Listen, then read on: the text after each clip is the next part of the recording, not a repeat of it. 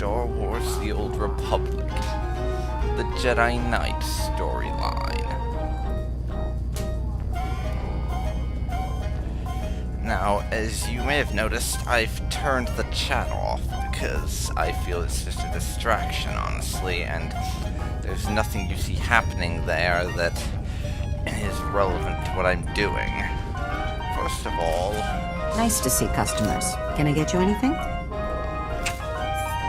We have a Feel free pitiful to low browse. amount of credits.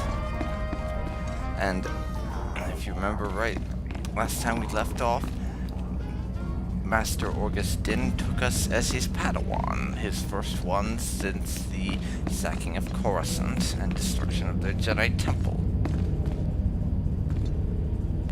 And he told us to go and visit a local village of Twi'leks who settled on this planet illegally and see if they can help us figure anything out in terms of this Flesh Raider thing. But first we have to destroy some droids.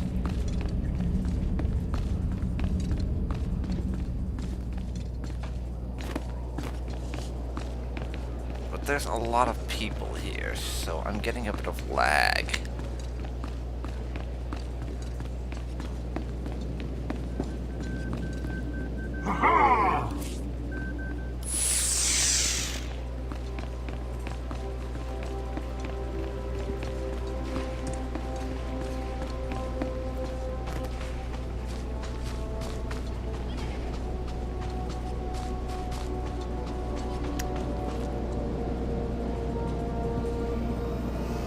So now we have droids to fight.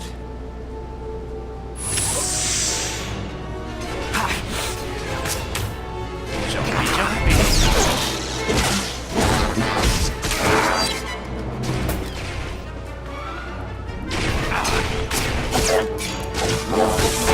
And I'm not sure if I did this or not, but you may notice that I've turned the mouse cursor on,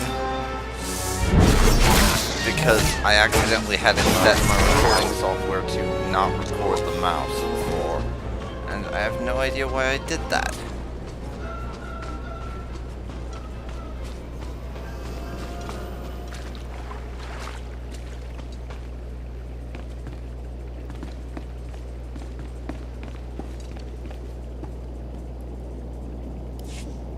Hello there. Give me stuff, please.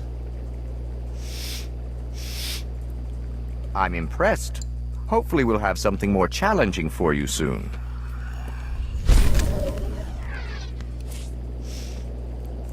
Yes. Credits and experience. And we're level 4.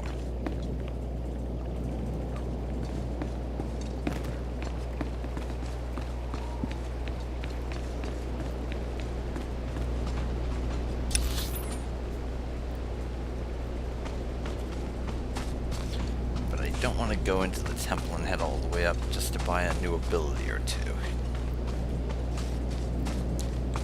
So I'll stick with what we've got right now, and we're going to head to that Twi'lek village, kill a bunch of Flesh Raiders, and probably get some more side quests.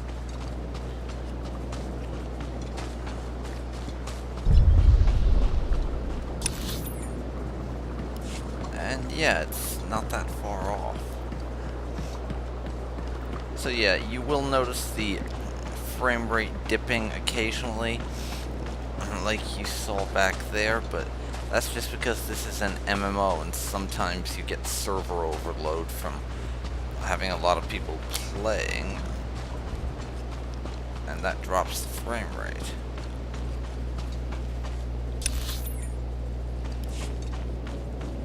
I doubt I'll get it from my recording software because I've got it set to record at a maximum frame rate of 30 frames per second, so that shouldn't cause a problem. It hasn't done yet, anyhow.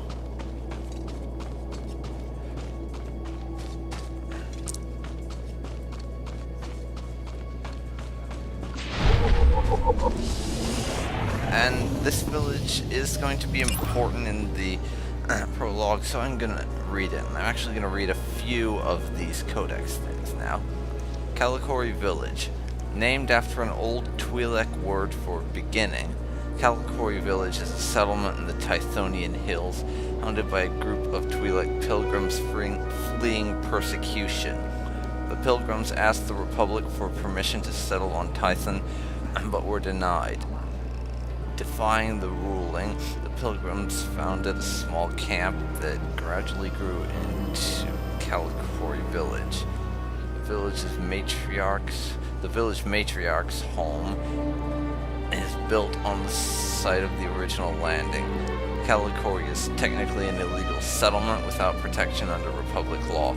As the village grew, boasting fertile fields and its own irrigation system, the Twi'lek pilgrims realized they were expanding into Flesh Raider territory and have been fighting off the creatures ever since without outside help.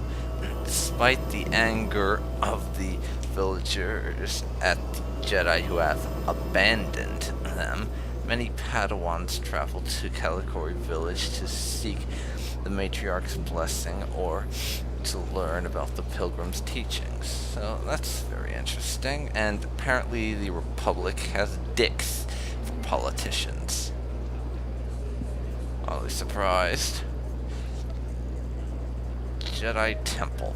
Since the destruction of the original temple during the sacking of Coruscant, the Jedi Temple on Tython has become the spiritual home and sanctuary of the Jedi Order, housing meditation rooms, lecture theaters, and the Jedi archives. The temple's architecture was deliberately changed from the original on Coruscant in line with the Jedi philosophy of non-attachment. The new design is intended to echo the style of Alderaan's famous castles and to evoke the Jedi virtues of humility, serenity, and patience. Construction began a year after the Jedi made a permanent settlement on Tython, and took 3 years to complete using local Tythonian stone and timber. The temple site, built upon the ruins of a much older temple, was chosen by the Jedi Council after a week of fasting and meditation. A week of fasting and meditation. Wow. That's kind of a lot to choose where to build your new house at. While the temple's formidable technological defenses are concealed and integrated into the architecture, it's the presence of the Council and the Jedi who train there who truly ensure its safety from invaders.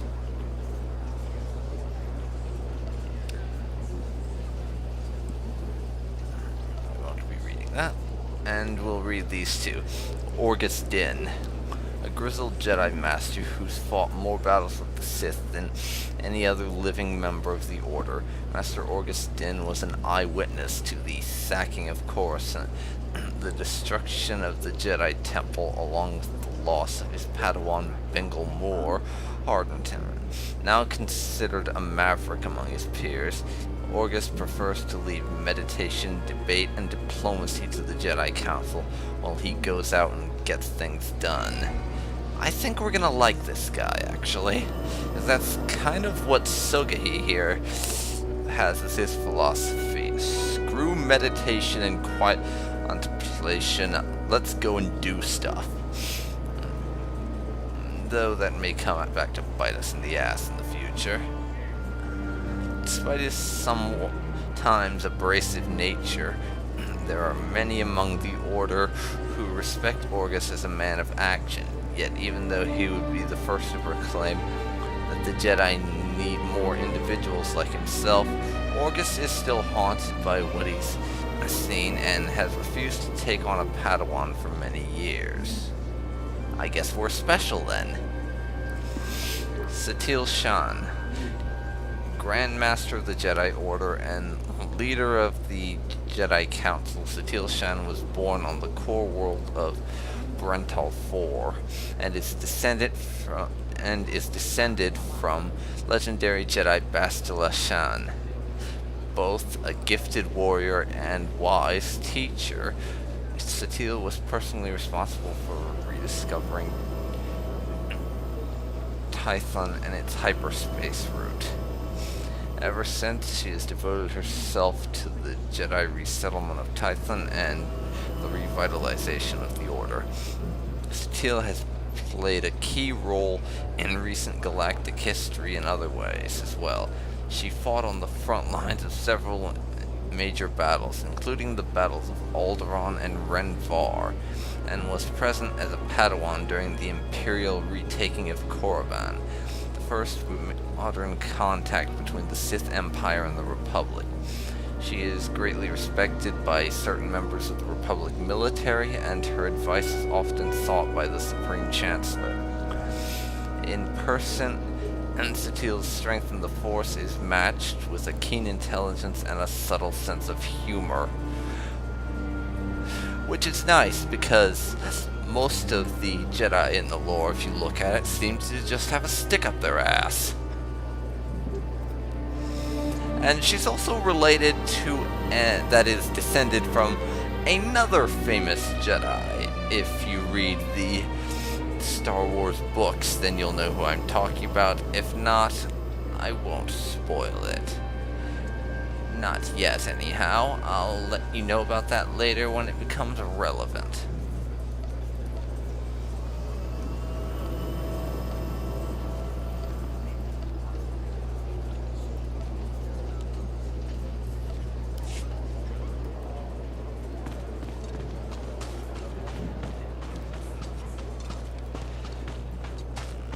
So we are going to unlock this place for travel.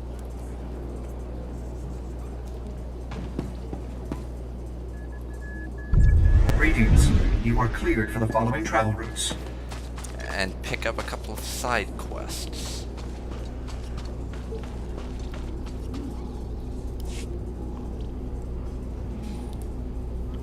You're too late, Jedi. Like all the other times. The Flesh Raiders already came. They already took their victims. This does not sound My good. father knew these mountains. He helped guide the patrols when he could. But when the Flesh Raiders appeared, he never made it home. He wasn't young, but he deserves better than to be ripped apart. Show compassion, Jedi. Find him, and kill any raiders who'd stop you. I don't have a problem with that. As from what we can tell, these Flesh Raiders are not nice, and taking the dead body, taking a dead body from someone is beyond disturbing to us, so we are going to help. I'll do everything I can to find your father. Be well, then. But more important, be quick. Please. If you find him, if he's hurt or confused, you'll know him by his golden promise ring. He wouldn't part with it. Not until death. Okay, then.